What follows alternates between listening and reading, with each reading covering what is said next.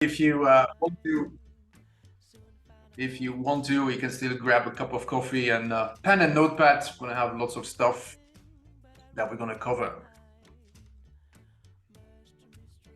Let's give it another 2 minutes, and then we'll get started.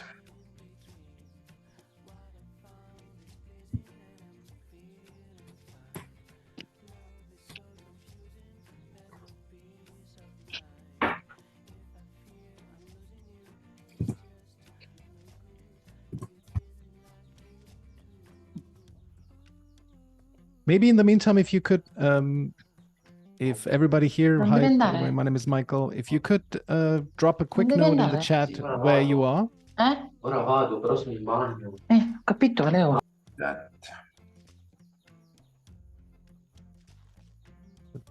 Tell us in the chat where you're calling from. That would be great. We have the full range of geographic distribution. Cambridge, Hong Kong, nice.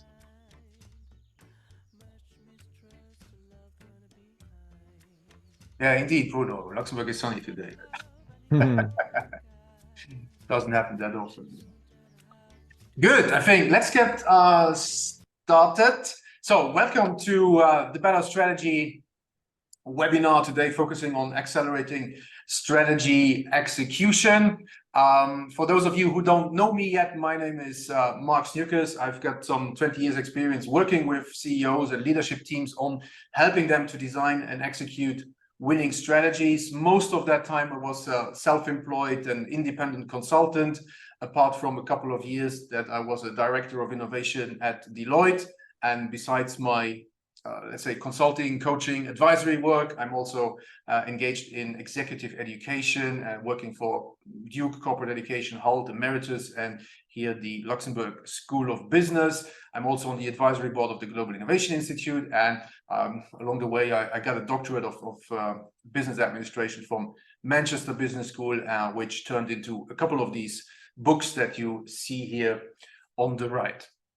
We started already where you're from. I would also like to hear a little bit about who you are, what you do in life. You could just keep going in the chat if you like, so that we learn a little bit about yourself.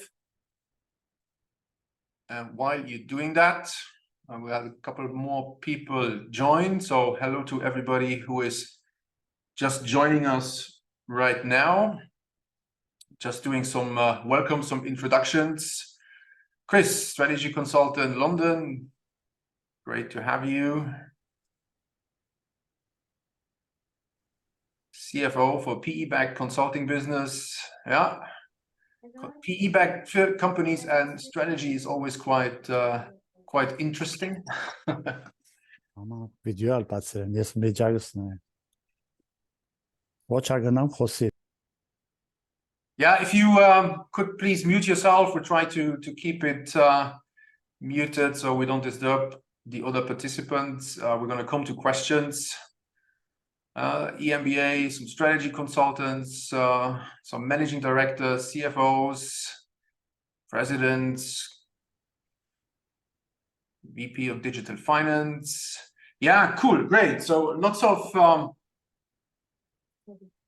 a very broad range of people joining us here today, which is good. So I guess we're also going to have a broad range of very interesting questions. So what are we going to do today in the next hour together? So here are the 5 things that I'd like to cover with you. So first of all, I'm going to talk a little bit about this idea of making better strategy. Now, if you have been following me on social media, LinkedIn, and then the stuff that I put out, maybe my newsletter, you know that I take this approach of making better strategy. And just to put our discussion around how to execute strategy into a bigger picture and the bigger context of strategy, I just briefly introduce you to my idea of better strategy and how we should be doing strategy as organizations. And then we're going to dive into what are the challenges when it comes to strategy execution. And for me, at the end of the day, there's really one core challenge, and we'll have an opportunity to discuss that. And then obviously the bulk of our time together will be about, so what's the solution now? So what can you do to solve that challenge when it comes to strategy execution, and what are really the principles of what I call accelerated strategy execution? And I'm also going to talk a little bit about why principles instead of a step-by-step approach or a roadmap or a blueprint or any of these kind of things. And then to kind of close it off, the ultimate goal for me would be that strategy becomes not something that you just do once a year maybe or once a quarter, but that it is something that you do constantly, which I call living your strategy. And I'm also going to come to why I put your into parentheses here. And finally, if you'd like to learn more, I'll show you how you can do that. So we've got an hour today together. I'm going to give you lots of stuff. I'm going to talk of lots of stuff. And then if afterwards you're interested in diving deeper into these things, I'll show you how you can do that.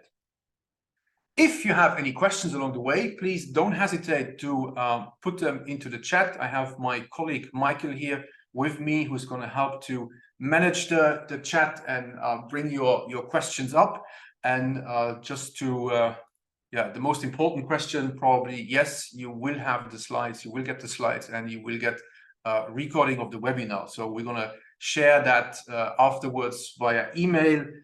If you're just joining us last minute through the LinkedIn link, then please send your email to either myself or Michael in a private chat to make sure that you receive the slides and the webinar. If you have signed up through the webinar application form that we had, then we've got your email. So if we don't have your email yet, just share it with myself or Michael in the private chat so that you get the slides and the recording. Good. So let's start with the 8 shifts to better strategy. Now, why 8 shifts to better strategy? Now, for some time now, there has been this discussion around that.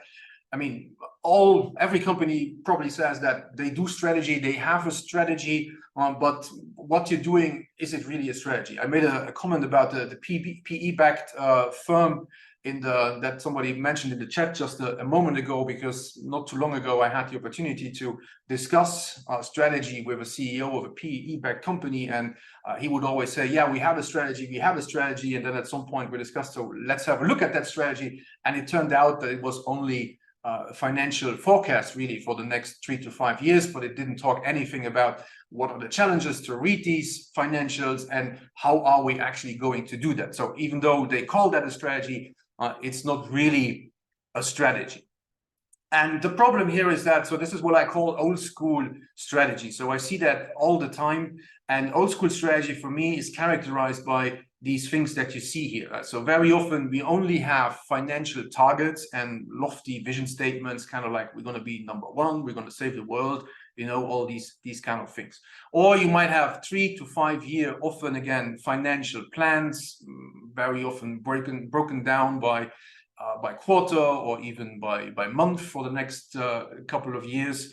A while ago, I discussed with a entrepreneur, owner of a small, like 100-person company, and they actually spent a full year on developing OKRs for their entire company. So this is more going very, very detailed into planning, and the question is, how valuable is it that you really spend that much time into these detailed plans? But that's what many companies do, and they call it strategy. So they have these detailed plans. Strategy, old school strategy, also very often based on lots of external analysis, benchmarking practices, looking around what everybody else is doing. Usually you do it once a year, fancy offsite, you get together for 2-3 days, then you talk about our strategy, which is kind of linked to this idea of that we still separate the thinking from the doing when it comes to strategy. So you have some executives behind closed boardroom doors, as I call it here, who think about strategy, and then once strategy is done, they kind of throw it over the fence, communicate it once, fancy roadshow, and then people should implement it. So this kind of thinking and doing, which is separated, which I believe is no longer up to the task that we're facing currently. So discuss the closed boardroom doors, lots of analytics and PowerPoints. So you probably have seen these documents, like 150, 200 slides that outline lots of analysis, very little strategy actually.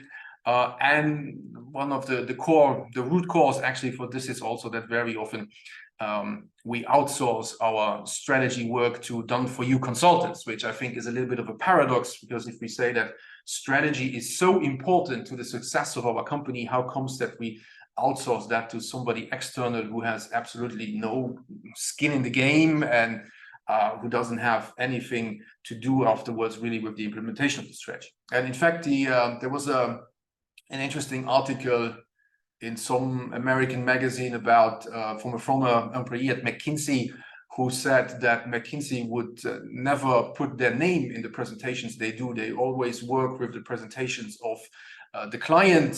So now you can talk about corporate identity, but he argued that the real reason is that if something goes wrong, nobody can blame McKinsey because their name is nowhere in the PowerPoint. So you see how committed an external consultant actually is to your strategy.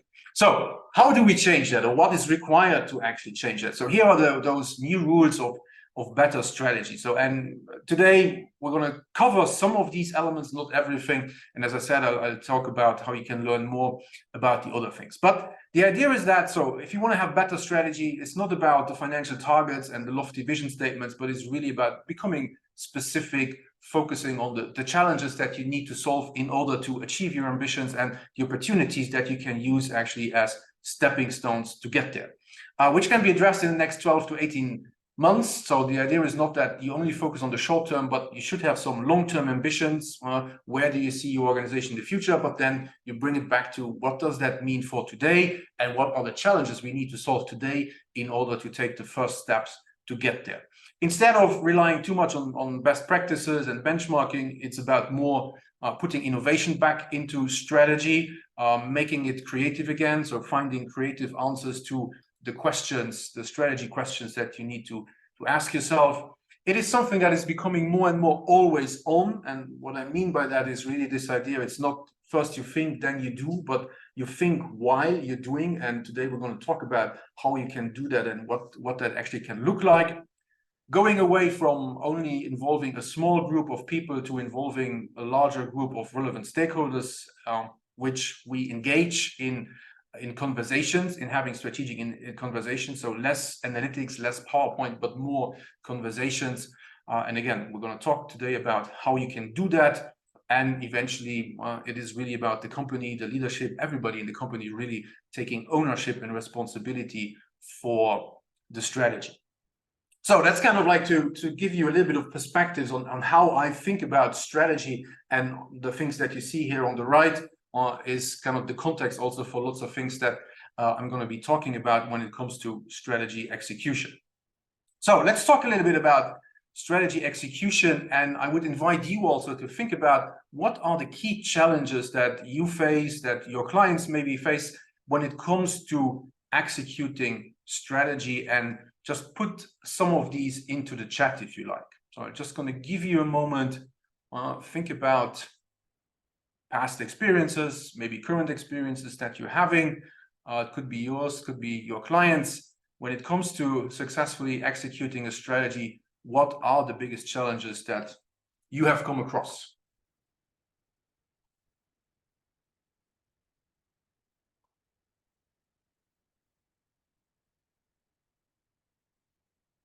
No clear goals. We think we know the future.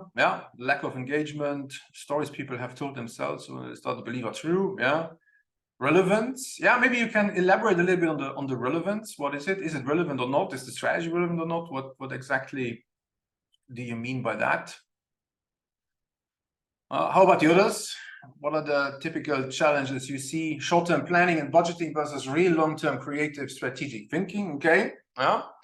Too many big overlapping conflicting ideas, right people, right competencies, possibility to act autonomously, follow up, so this idea of how, tools to support execution, how relevant to the day-to-day works, alignment between board and leadership team, not managed with execution leaders and PMO, very few people to explain what the strategy really is. That's a big challenge, right? So actually there was a study not too long ago published in Harvard Business Review about the alignment of people within an organization as to strategy. And so they asked the leaders, how aligned do you think the organization is on your strategy? And they said, we got like 80–90%. And then they actually asked employees to write down in a couple of sentences, what is the strategy? And the result was that only 23% were actually aligned. So 23% of these statements were actually aligned on what the strategy is. So obviously, yes, that is a big challenge. Now, some of the challenges I think that you mentioned, they are already relating to, do you have a good strategy or not, like we just discussed earlier, and some of them are about strategy execution. Now, here is an overview of Gartner, a recent study they did this year. What are the key challenges of successfully executing on strategy? And these three came out on top. So ambiguous responsibilities, so not really being clear about what needs to be done and who does it. This idea of cascading down to the company, so you might say aligning the rest of the company to the organization, and having no clear priorities, which already starts with having a bad strategy. I would think tension between daily business and what are the strategic priorities, which to me is actually, and this is for me the core challenge when it comes to strategy execution, is actually closing that gap between the strategy on the one hand and daily business on the other hand. You know, you always hear people complain about, we don't have time for strategy because I have daily business to work with. Strategy is always perceived as something that comes on top of daily business, that disturbs your daily business, whereas at the end of the day, obviously it should be one and the same thing, right? Your strategy should be daily business, your daily business should be the strategy. Some people even go as far as argue that, well, whatever you have in your strategy document, that's very nice, but your strategy is actually what you're doing. So it's more about the patterns in daily activities, are more about what is your real strategy, although it might not be intended, than what you have in the document. So strategy execution for me is really about closing that gap between the strategy and what you are actually doing in a daily business. So how can we do that? How can you do that? And this is where my idea of, or the practices, the principles of accelerated strategy execution come into play in how to close this gap. Now, I talk about these 7 principles, and we're going to go into the details of each one. And although I present them, I mean, obviously we're going to talk about them in a sequence. It's not really a sequence, kind of like a step-by-step thing of what you need to do. It's really, think about it more as principles, really, that you have to apply, and think about how can we put this into practice in our organization so that we can make strategy actually work.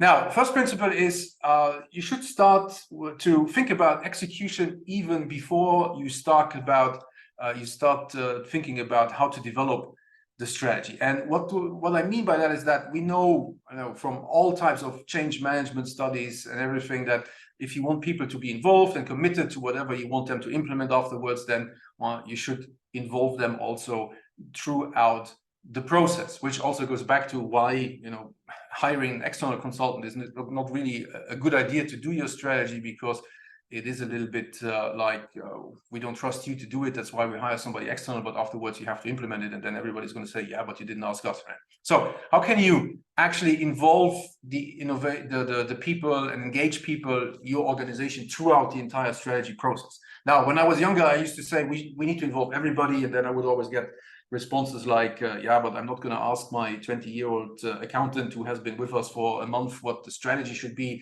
And obviously, yes, that is not a good idea, maybe, and you're probably going to overwhelm her as well if you ask her about what is the strategy going to be. But in line with what I said, what these new rules of strategy are, you can involve, and you should involve, your organization at strategic points, let's say, throughout the entire process. And the first one is, if we say strategy is about most critical challenges and highest value opportunities, obviously you can ask the organization, what are the critical challenges and the highest value opportunities that you see, right? Which is already going to close some of that gap between daily business and strategy being too far away, right? Because very often when you have a lofty strategy, then everybody's going to complain, yeah, but we have different problems to deal with today, right? So if you involve the organization here, you can focus on these challenges. Doesn't mean that you're going to do all of it, but you should use that as input so that your strategy team then can make a decision. And here are the critical ones that we focus on, and why do we believe these are the critical ones that we will prioritize. Then, obviously, once you have these challenges and you have identified the opportunities, you can ask your organization for ideas and solutions on how to address them. Once you have I always call it a first draft of the strategy, you can seek feedback from the organization. This is, it's really incredible how such an easy thing can help tremendously with the implementation afterwards. So just recently, I've been working with a healthcare organization, some 4,000 people, and we actually did this. So we had a first draft of the strategy. So we had a strategy team with different representatives from throughout the organization. And then we organized sessions with key relevant stakeholders where we presented the strategy, and we deliberately said, this is a draft. We'd like to have your input. We'd like to have your feedback. And we just asked them, so what do you like? What don't you like? What is clear? What is not clear? What is missing? What will be important for implementation? So we kind of combined steps 3 and 4 here. We also had a couple of sessions where we invited just everybody. So we made them open, and everybody throughout the organization who was interested could actually show up, right? And this was really interesting because obviously you see recurring themes that then are important to a larger audience, and then we worked on these things. We fine-tuned some of the wording to make it clearer, so it really tremendously helped to improve the quality of the strategy and also the quality of how we actually execute it, right? Again, it doesn't mean that you do everything that people say. I remember in one of the sessions that I facilitated, there was somebody from risk, and he had a strong opinion that the whole strategy should be built around differentiating because of the risk and the security they are offering, right? That was a single opinion. Obviously, that's not something you want to necessarily build into your strategy. But another topic that was very recurring was ESGs and sustainability. And people said, well, this is important to us, but it's missing in the strategy. So we went back, and in the next kind of version, we implemented that. We put it as part of the strategy. We had an answer to that question.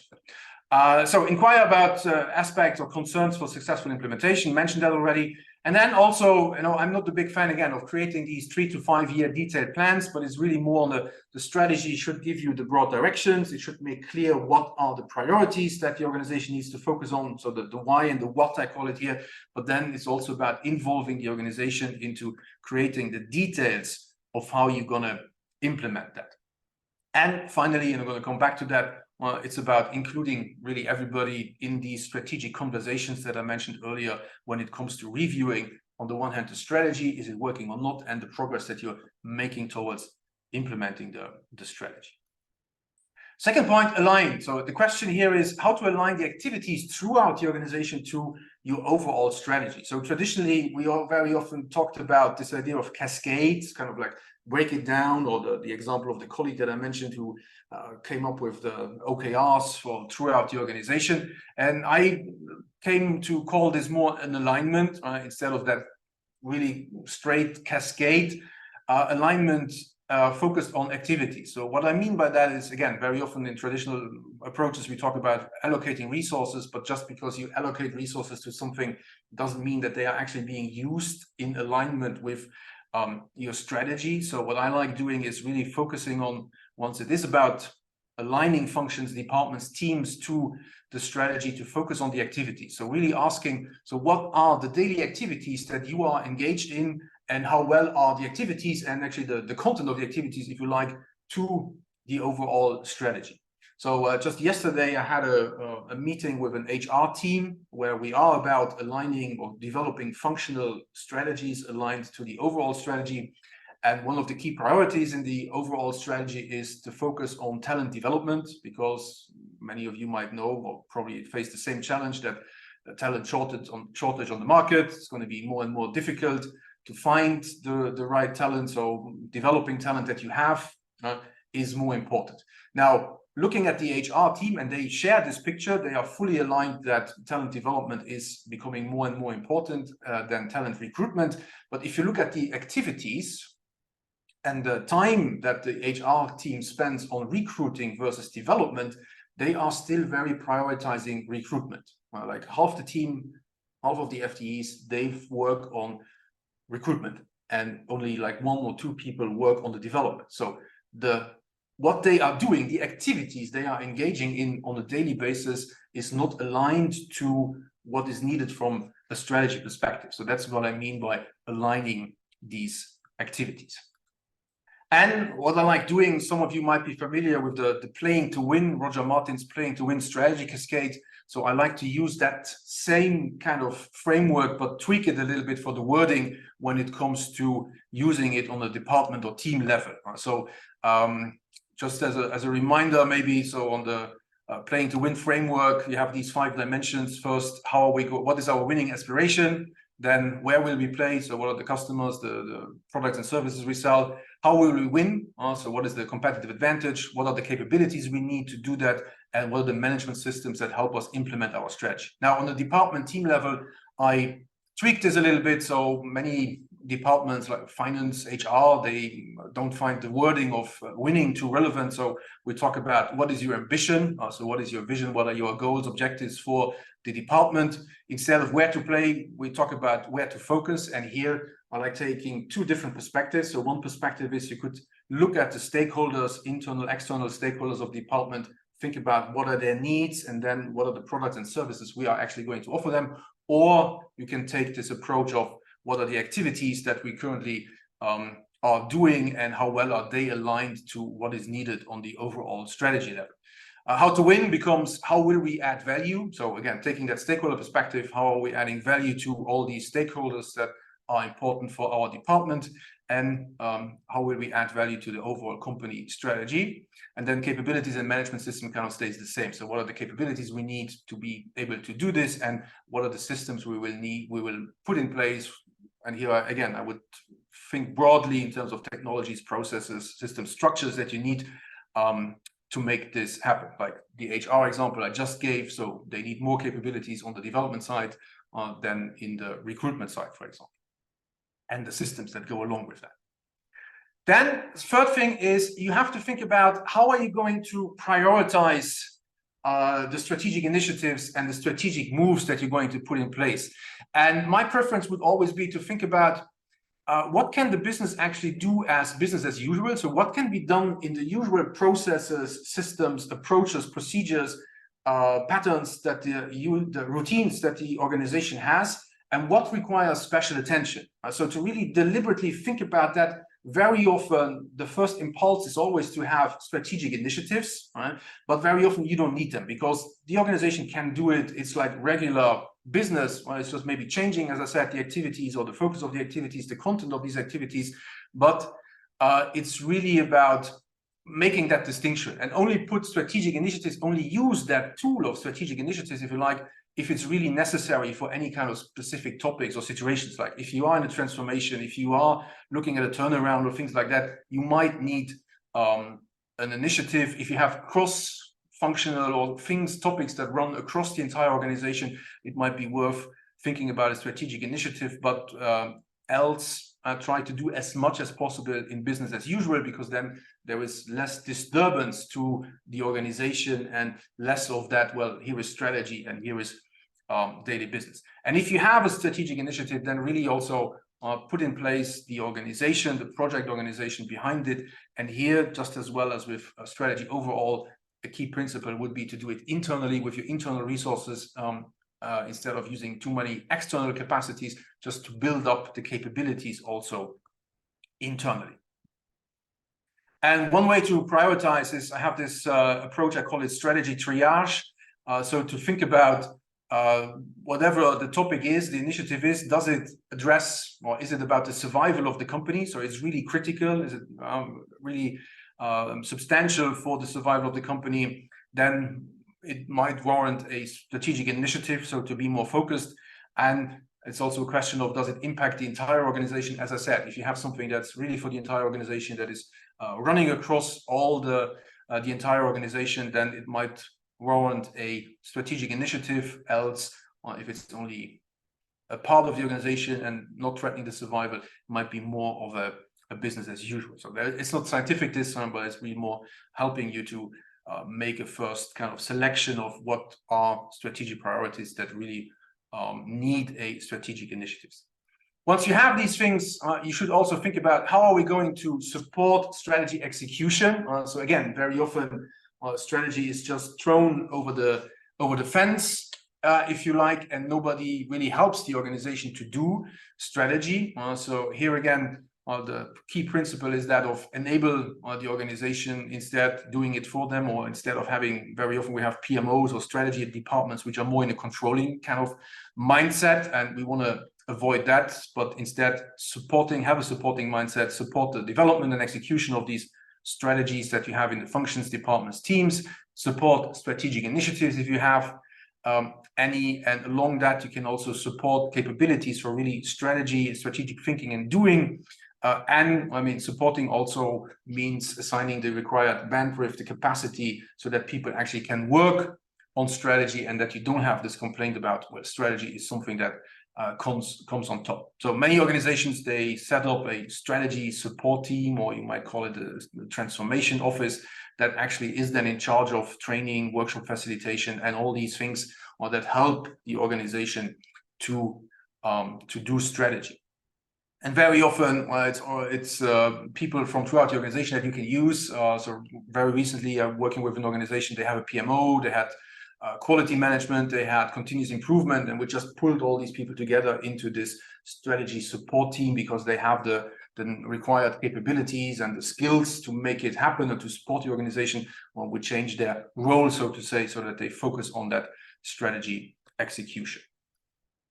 Then, so once you are executing it, you need to evaluate. And again, as I said earlier, evaluation for me is more about having these strategic conversations and less about necessarily tracking KPIs. So it's more about getting that feedback from the organization. And I would invite you to always, when having these strategic conversations, to focus on these 4 questions. So first of all, action. Are we doing what we actually said we would do?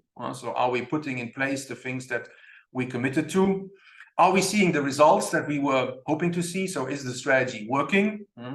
Any new insights about maybe our assumptions? Are they still valid? Do we need to adjust the strategy? Any new ideas, opportunities that come up, new challenges that come up that we need to maybe think about and start adjusting the strategy? And I would always also ask about what is the spirit, the mood regarding strategy in the organization, something that most companies naturally don't necessarily do, right? But really thinking about what is the confidence of the organization in the strategy? Does everybody still believe that this is the right way to go, or are there doubts, and what are the doubts? And then obviously address them. So it's always about, yes, no, why, what are the issues, problems, bottlenecks that keep you from doing it, and whether the organization has any ideas on how to solve that. And here's a very simple form, kind of like inspired a little bit by the Toyota A3, that we use on a team level to think about, so what are the strategic priorities? How is the team going to contribute to these strategic priorities? What do they actually mean on a team level? And then what are the barriers that the team is facing, and next action steps that the team is actually taking to resolve these barriers and move towards their ambitions and contributing to the strategic priorities? So it's something very, very easy that teams do in their weekly team meetings, for example, where they discuss these things. Some teams, they have it if they have a fixed room, they have it on the board, where they can look back at these things and discuss these things, so that the organization actually starts working on the strategy on a daily basis. Number 6, and just got a couple of slides left, and then we'll have some time for questions. So if you have questions, I see there are already some in the chat, but please keep them coming. Orchestration and steering. So all of what I just mentioned is not magically going to happen, right? So again, that's something that very often leaders seem to assume, that once they have communicated the strategy, and maybe they have also allocated the budgets and they have allocated the KPIs, they somehow imagine that magically the organization is going to do all of these things, which is delusion. So obviously, in most cases, it doesn't happen. So management leadership needs to be in charge of orchestrating and actually steering that entire strategy execution. So again, you need to take ownership. It's about setting the direction. So we talked about this, defining the biggest challenges and the opportunities, defining the strategic priorities, then aligning the organization to these strategies with the tools that I just showed you, and through the strategic conversations also start creating strategy or strategic leaders everywhere throughout the organization. So if you are in the leadership position, then I would encourage you to go out and start discussing with your direct reports and everybody throughout the organization that you meet, what are your strategy? What's your strategy for contributing to the strategy on the team, department level?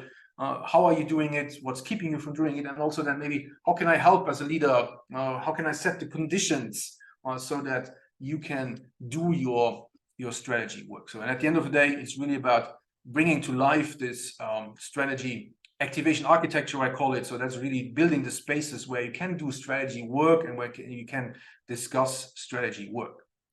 And here is an example of that. I'm just going to switch for a moment to a different piece of software where we can have a look at the details, where I can zoom in a little so you see that better. So here is what I call a strategy activation architecture. So it's not a roadmap, it's not a blueprint on what are we going to do when, but it's really more about creating, as I said, spaces where these types of strategic conversations can actually happen. So on the left here, we have these streams. So we create spaces where the steering and the review of the strategy can actually happen. We create spaces where, in this case, we worked on specific initiatives.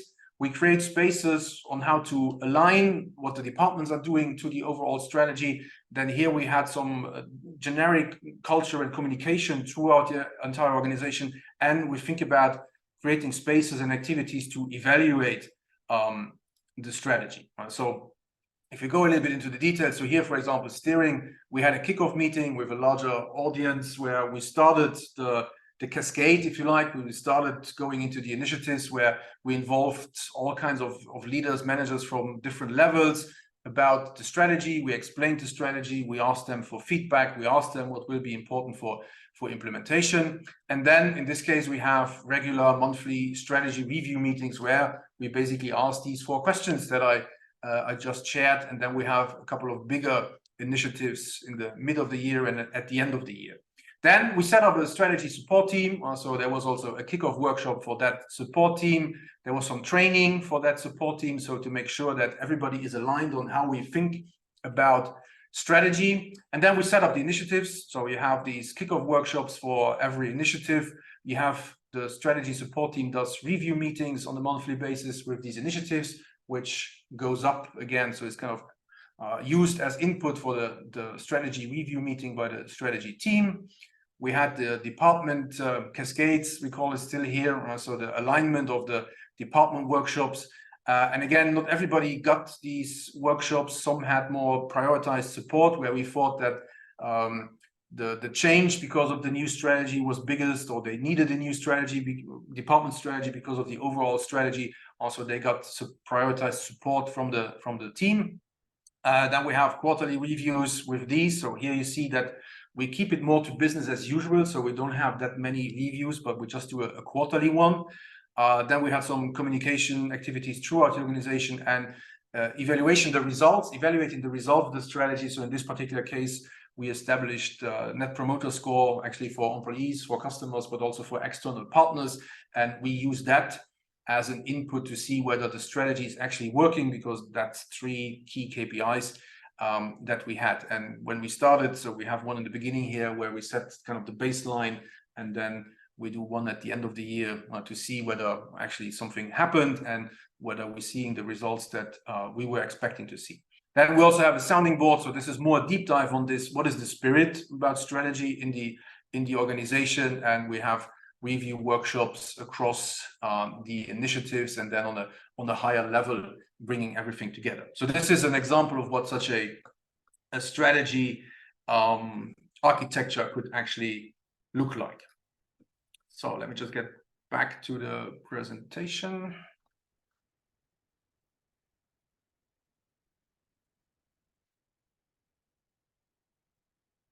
So final step, if you do all of these things, final principle is that your strategy process and the entire strategy works becomes more open. So going back to this idea of it should not happen behind closed boardroom doors, but there is an open process, which means that you involve people in the process. It's open about content, so you're transparent about your strategy, the why, the what, and the how you're doing it.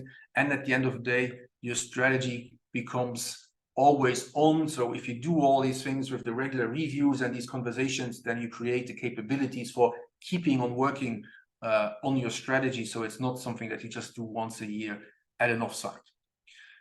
Good. There was a lot of me talking. Now let's see, Michael, do we have some questions? Yes, we've had a really interesting one from, there's many, but there's one from Bruno. How about the impact of inclusion? Oh, sorry, now I lost it. How about the impact of inclusion / broad consultation / consensus maybe on time stretch, in brackets, the tyranny of consensus? And I think kind of this about, I think this was about the alignment segment of what you were talking about. Can you elaborate on that?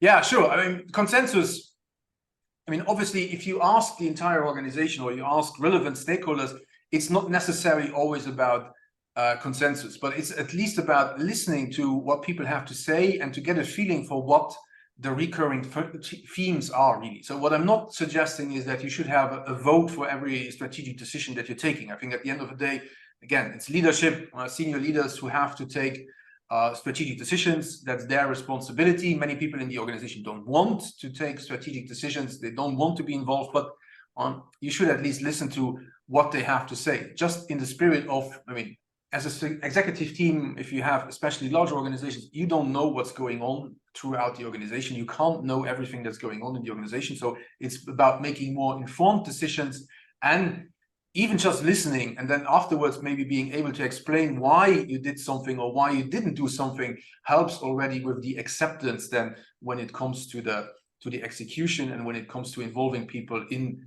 the execution of the strategy. And on the same note, do you have any experiences? I'm sure there's a very strong push towards kind of having everybody's voice heard. Have you ever seen in this kind of push towards global inclusion that like there should be like a countercurrent that says no, there's a very strong push towards also making sure that the people who have the biggest idea, that like who know the most about the business, that their voices get heard disproportionately? Is that being? I mean, it's really needed? so. I tend to spend quite some time with my clients on discussing who needs to be involved in the process. Right? So by default, you would always say, well, the C-suite, and then maybe C-suite and first line. Right? But maybe there are other people throughout the organization that are more knowledgeable about the topic. Also, external people. Right? So if I talk about relevant stakeholders, it's not necessarily only about people in the organization, right? But it's also about externals, like the healthcare company example that I gave, or the general physicians, so who are working externally, are very important to the hospital. So we also thought about how can we involve them. So we actually did a survey with them. We did a classic market research with them. We had an NPS score that these external partners did to get the input. But what they had to say was then also taken into account when it came to doing the strategy. Right? Mm-hmm. Okay, good. We've had a clarification question from Lorena. I think this was about the earlier slide about involve and engage.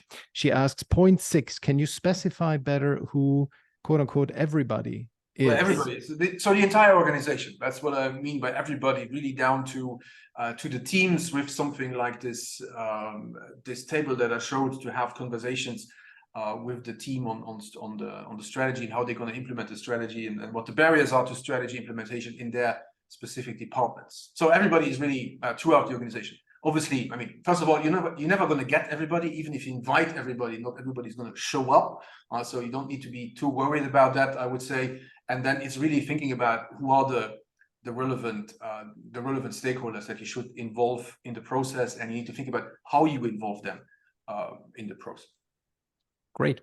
So that's about the who to involve and how to get their voices heard. Vasileia asked an interesting question, namely, who would you suggest leads this, i.e. specific department? Should this be a case for a specific department, or should one leader, maybe even the CEO, be leading this? Who is in charge of this? Yeah, so ideally, I think strategy is senior leadership responsibility. So the CEO should be in charge of doing that. If you have a strategy department, then obviously the strategy department is very involved. But again, also there, and I'm having a couple of strategy department chief strategy officers that I work with. It's the role of the strategy department is just like with the external consultant. And it's not to do the strategy, but it's more about providing input, helping organize the process, facilitate these kind of strategic conversations that we were talking about. So it's more about the logistics of the process, if you like, and it's less about making strategic decisions. So that again should be with senior leadership. Right? Mm-hmm. So in doubt, if you don't have a specific department, then I would say it's with senior leaders. They're obviously going to get some help somehow to organize it. Again, when I work with an executive team, then I'm not making the decisions, but I help them to structure the process, facilitate strategic conversations, ask the right questions, help them find good answers. But at the end of the day, it's the leadership team who needs to be in charge. Right? Okay, great. We have a bunch more questions, but I suggest that you just go on and we'll take them at the next next opportunity. Let's have a couple more things here, just three more ideas. So at the end of the day, as I said, ultimately the goal is that you live strategy as a discipline, as capability, and obviously you live your strategy. So this idea of turning really strategy always on, right? And I just saw the question by Boris, getting tired of running between meetings in the land between now and never. I mean, living your strategy. So again, ideally, it's something that you do every day. So it's not something that comes on top, which might require lots of meetings to discuss. But it is something that is kind of natural to what you're doing. There was a book by strategy colleague, Jeroen Kraaienbrink, who wrote about, the book is called 1 Hour Strategy. So he wrote about that on the team level, you should discuss strategy once a month. So we have a team meeting once a month where I discuss strategy in the kind of like the things that I just mentioned on the team level. And then on the middle management level, you should think about it every week. So have an hour once a week where you think about strategy, and on a senior executive level, it should be actually something that you do every day. So this is then, getting tired. I mean, strategy is your daily work, depending on your weekly work or your monthly work, depending on where you are in the organization. So you can also set the expectations that way and avoid that people get too tired. And between the now and the never, so if you focus really on the strategic challenges that you can solve now, that are addressable now in the next 12 months, then that's always the next step towards the never, maybe never to the ambition, but it's really in that kind of iterative fashion that you work on your strategy, which brings me back to this idea of living the strategy. So I think about strategy as these 3 types of activities. So I call that the strategy launchpad. So it's always about making sense what's going on. It's always about designing strategy, designing responses to the challenges and the opportunities that you see. And it's always about taking action. And I deliberately don't think about strategy as a linear process where you start at one point and you go to the next, but these 3 things happen all the time. So while your organization is implementing, so they are active in the blue bubble, if you like, then senior leaders might already be active again on the making sense and on designing, fine-tuning.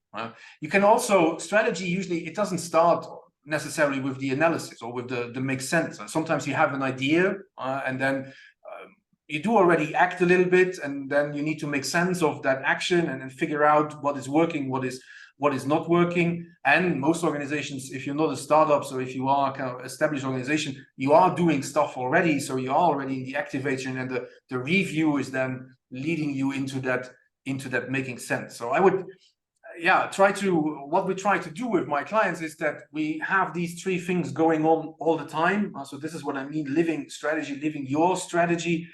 So that you have that thinking while doing, instead of we always just for 2 days a year, in the extreme case, we think during our retreat, and then the rest of the year we try to do.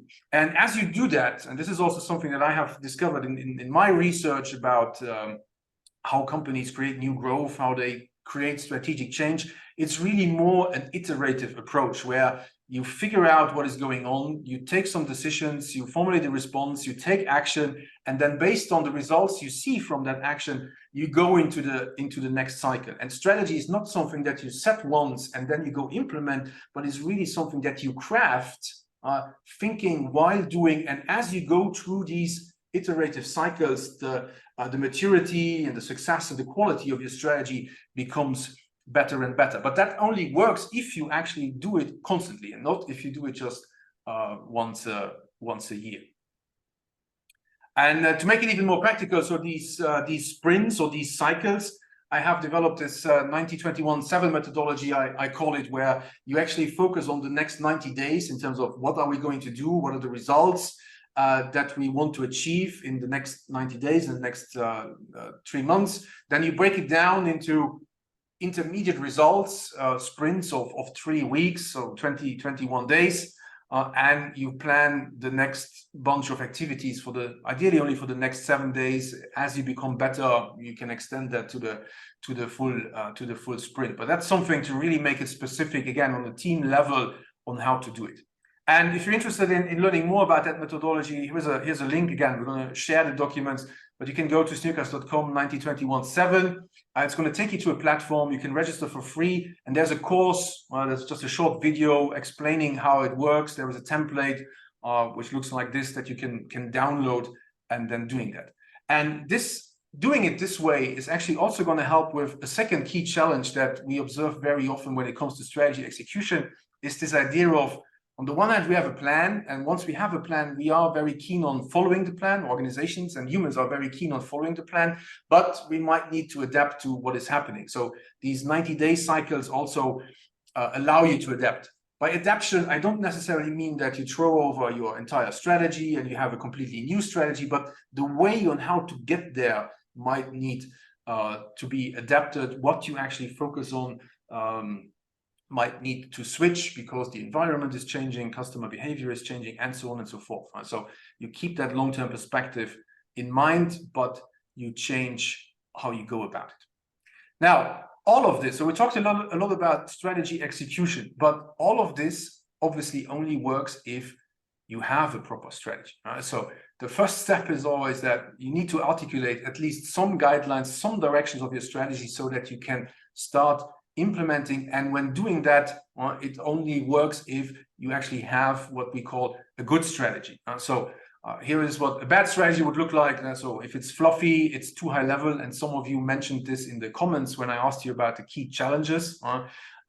Failure to face the challenge, so it's not clear about what is making it difficult to reach our numbers, only having financial goals, long list of things to do. I see that very often, which is not coherent. So all the activities that the organization plans on doing, they lack kind of an inner logic and a theory of why you should be doing that, how they fit together.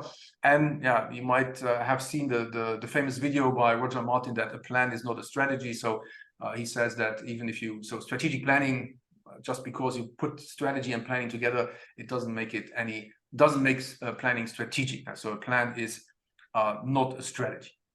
Now, if you want to do a good strategy, then we're back to engaging in these types of activities. Good. Michael, do we still have some more questions maybe that we got? We have plenty of questions. Just in the interest of time, maybe if you could give some rapid fire responses. Hervé or Gervais, sorry if I butcher your name, is asking, would you always suggest to quantify the criteria in making good strategic plan? So do we always need to quantify and produce quantitative KPIs? Eventually you want to have something how you can measure whether the strategy is working or not. Now that can be revenue, it can be profitability, it can be market share, depending on what is important, or it can be something like the example I gave, net promoter score, because you think it's more stakeholder oriented, and that's the key thing. But something to measure whether it's working, you need to figure out how you're going to measure whether it's working or not. Great. Gregor is asking, what do you do as business unit leader when C-suite is not managing translating strategy to leaders or people? What do you do as a business unit leader? I think specifically as a business unit leader, you have lots of freedom, I would say, and lots of leeway to actually work on your strategy and then actually get together with your team and think about, so what does this mean for us and how are we going to translate that into our business? And in fact, I work a lot with business unit leaders where they then develop a strategy aligned to the big overall picture. Sometimes there is no big overall picture, so they take the initiative and then they present it to the top and then get the okay. So from the top as a relevant stakeholder, let's say. Mm-hmm. Great.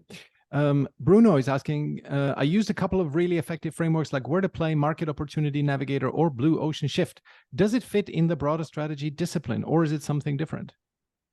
No, so I like including these things. So if you look at my strategy launchpad here, so some of these things, they can help provide input for the discussion, let's say, right? And something like Blue Ocean Strategy, it's very relevant if your key strategic challenge is how are we going to create new growth outside of the established core, right? So you need to be clear about what is the strategic challenge, and that's also going to help to pick the right tool, like it could be the Where to Play or the Market Blue Ocean Shift or whatever it is, right? So that's also something that I think the approach here is generic enough that I think on a high level, the three activities that you engage in are always these three, and you can use these tools to provide input along the way.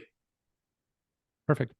And then Lavinia asks, what key roles may be needed to support the strategy implementation, especially when this is a transformation? Also, when senior leaders may not be strategic thinkers or transformation agents. So what roles may be needed for this? So then if you have such a strategy office or transformation office, they should be capable to do change management or some kind of change expertise.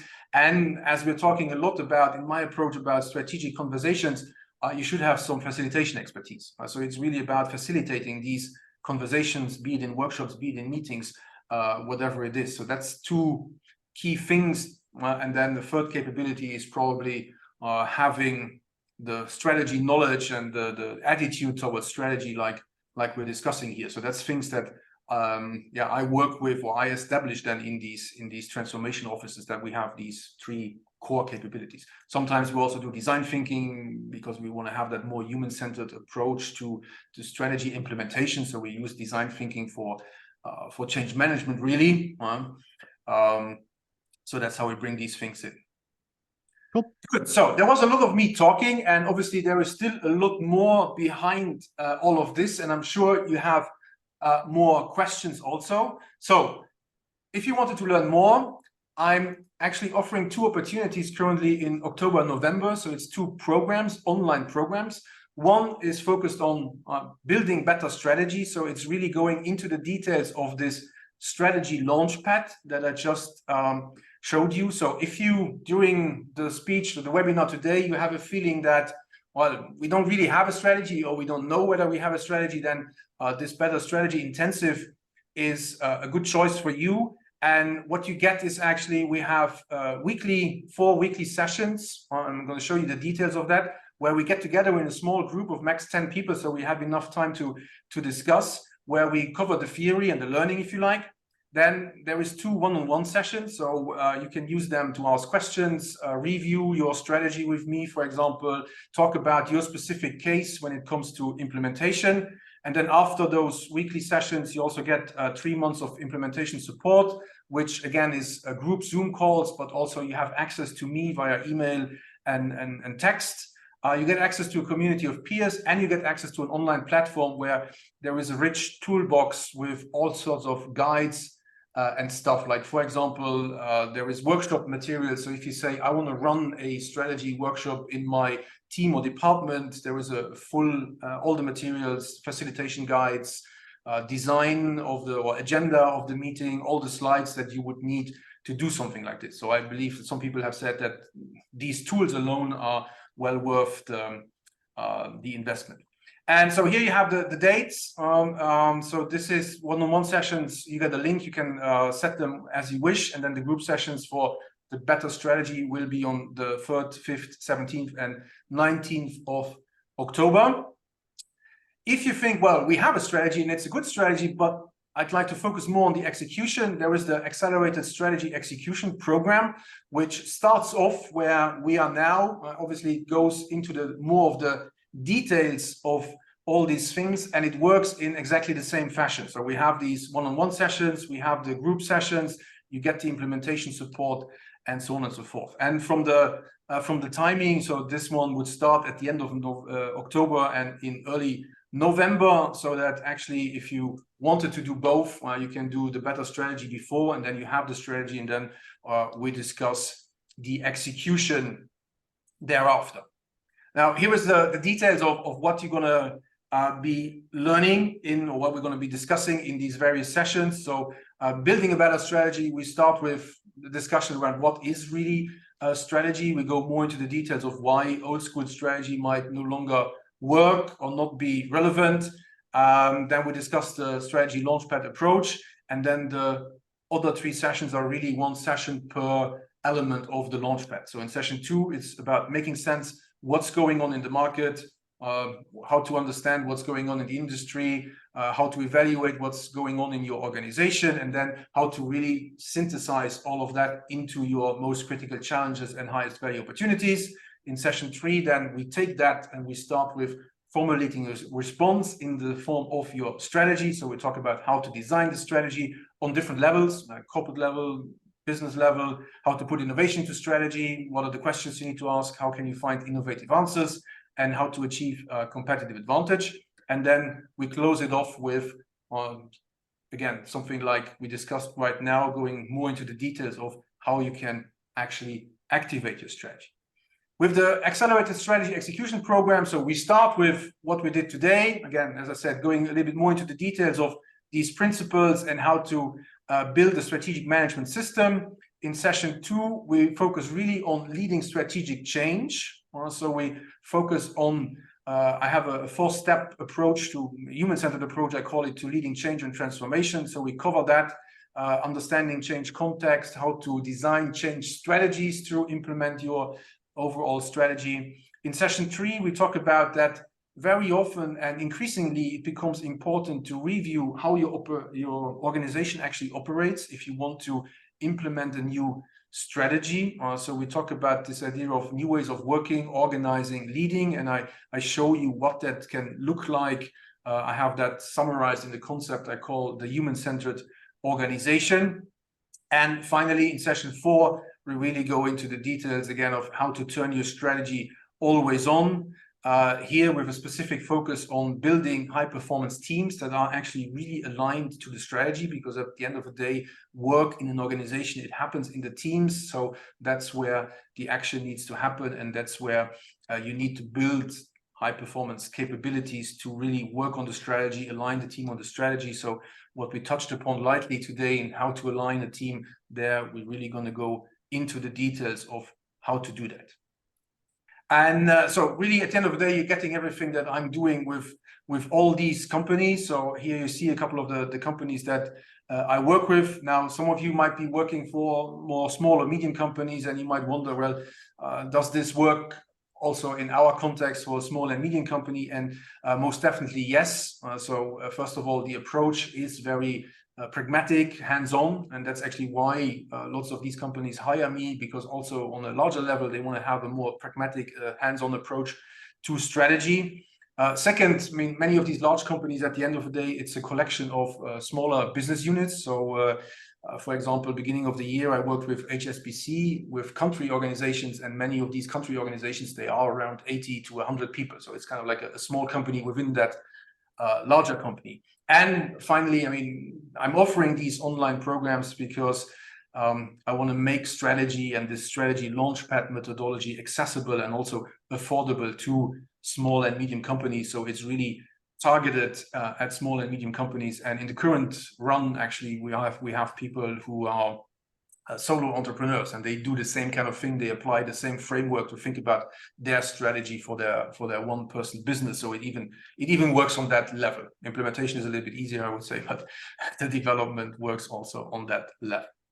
Good. So talking about affordability, you're probably wondering what does it cost? So both programs are 2,500 euro, and you get everything that I discussed. If you want to do both of them, you get a discount, $500, and you actually also get some bonuses. So instead of for one program, 2 hours of coaching, or for the 4 hours, you would get 6 hours of coaching. So additional hours here, 6 months of implementation support. And I'm very confident that by the end of the 6 months, you really have your strategy refined. It's working. It's going. You also get access to an online course, which is my Out of Opportunity Masterclass. So it's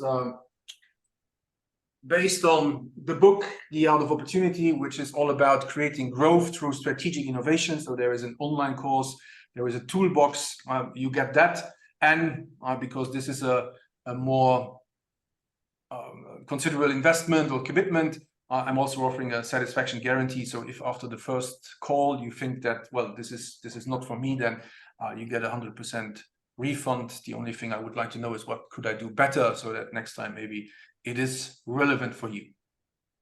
Good. With that said, we are a little bit over time. So if you'd like to sign up for the intensives, or if you'd like to learn more, here is the link. I think Michael is also going to put it into the chat. So you can go to sneakers.com/intensives and you see the outline for both programs. If you have more questions, then as I said, we're going to send you an email with the webinar recording and the slides. If you have more questions, then don't hesitate to just answer. It's going to come to me. I'm going to answer it. Or you can also reach out on LinkedIn if you like. So with that, I know it was a lot of stuff. I did a lot of talking. I hope that it was valuable. At least I wanted to make it as valuable as possible in the hour that we had together. And yeah, looking forward to seeing lots of you in the programs, or at least catching up on LinkedIn. So take care and see you next time. Thank you.